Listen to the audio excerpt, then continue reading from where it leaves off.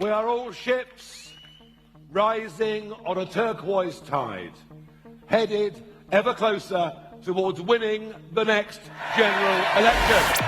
Since the return of Farage to Reform UK, the party has seen rapid growth in its popularity, to the point where in February this year, they overtook Labour in a national poll for the first time. But they aren't the only party on the rise. Zack Polanski became leader of the Green Party in September 2025 and has transformed its profile through sharp use of social media and a direct, honest approach. we could truly be seeing a completely new left and right wing come the next general election. So let's take a look at their policies and how they compare to one another. Let's start with the big one, immigration. And you'd be right to assume that Polanski generally supports immigration, whereas Farage doesn't. But why? Let's see what Farage has to say. You talk about immigration, and it ran from after the war up until the millennium at net 30 to 40,000 a year. And yes, it worked. In fact, we had the most successful immigration policies of any country in the whole of Europe, no question. Now, it is so totally out of control. Just think about this. 2.5 million people have come in the last 2 years. You wonder why you can't get a house. You wonder why your rents have gone up 25% in 4 years. You wonder why our infrastructure is struggling. You wonder why we have to build a new house every 2 minutes just to cope with the numbers. And that's the issue. His point is valid. A sudden increase in the population does put pressure on public services and infrastructure. Reform also believe uncontrolled immigration leads to a loss of culture, increase in crime and lower wages. Now, before we look at how accurate this is, let's see what the Green Party think. Something I'm always trying to balance is when we talk about people seeking asylum, I find that the easiest group to defend often because they're fleeing war and persecution. And then the kind of twist to it now is people go, yeah, but what about people who are just seeking a better life or just seeking to migrate? Now, my opinion, I'm pretty sure you share this, is actually anyone who wants to come to this country for a better life and is contributing to our system, etc., should be welcomed here. So the things I often talk about is that if you use the National Health Service for person who treats or cares for you, it's so much more likely to be a migrant, and the fact that so many migrants are paying more into social security or welfare than taking out. Whilst Polanski has stated that he wants to stop small boat crossings, smuggling and organised crime groups entering the country, he regularly refutes that immigration leads to an increase in crime. He promotes introducing controlled, safe routes into the country for asylum seekers. He's also a strong believer in building more social housing to accommodate our population, and believes that population growth is vital to prevent an ageing society. Now, whilst I can't definitively say who is correct, let's take a look at some stats. About 12% of adults in England and Wales are non-UK citizens, and asylum seekers make up about 13% of all new migration.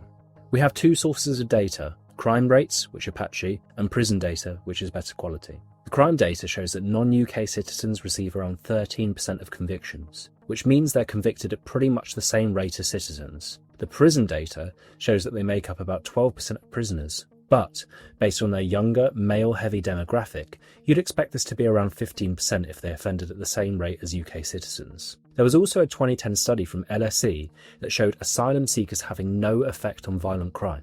So why does the news constantly show us migrants committing these types of crime? Well, a very good reason would be because it's a highly controversial topic, which drives engagement. So, the data backs Polanski, but some other important statistics around the pure cost of housing and processing asylum seekers. We take in asylum seekers because us and a host of other countries signed treaties after the Second World War that say we won't send people back to countries where they risk torture or persecution, because we knew it was the right thing to do, because we wanted to help prevent another Holocaust. And actually, compared to other countries such as Germany or France, we take in less. But the big issue is this. A 2024 analysis found the average reported cost of hosting a refugee was about $6,100 per person per year. The UK was the most expensive, at about $25,600 per person. Overall, in 2024 to 2025, this was a total of £4 billion.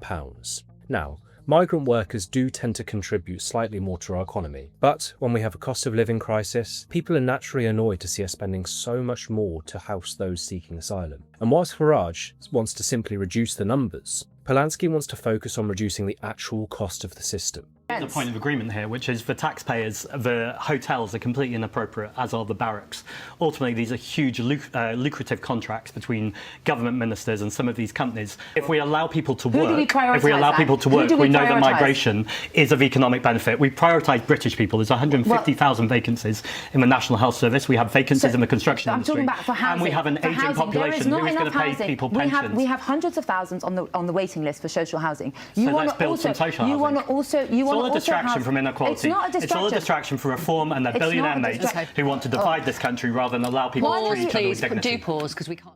Finally, a major point of concern is the loss of British culture. And yeah, as a white English-born guy, I get it. There's something special about us Brits, and we don't want that to be forgotten. But here's the bottom line. No one can make you forget your culture. But celebrating this and being proud of it shouldn't force you to never adapt this or change. That's exactly what culture should do and always has done. When people fear losing culture, they often think of another one stomping them out, taking over, creating disorder. But when inequality is not the issue, and when we live in a productive society, that's never really the case. How many British people enjoy a curry, a cup of tea, rap music, maybe even the Christmas tree you may or may not have put up by now? None of this came from Brits, but it's enriched all of our lives.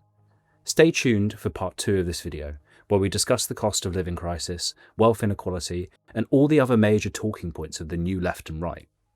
Thanks for watching, guys.